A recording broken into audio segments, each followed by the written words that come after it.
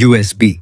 Debugging is a developer feature that allows your Android phone to communicate with a computer for advanced tasks like file transfers, app testing, and troubleshooting using Android Debug Bridge (ADB). If you no longer need this feature, it's a good idea to turn it off to improve your device's security and prevent unauthorized access. Start by opening the Settings app on your Android phone. Scroll through the menu until you reach the very bottom and tap Developer Options. If you don't see this menu, don't worry. Developer options are not enabled on your device, which means USB debugging is already turned off. Inside the Developer Options menu, scroll down until you find the USB debugging option. You'll usually see a toggle switch next to it. If the switch is turned on, tap it once to switch it off.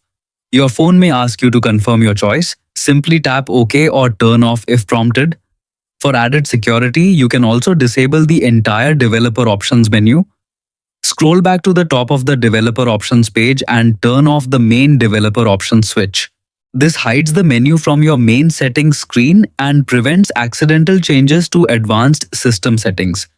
Once you've completed these steps, USB debugging will be disabled, helping keep your device more secure from unwanted computer connections.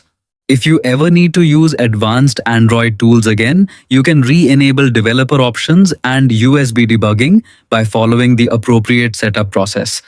Thanks for watching and see you soon.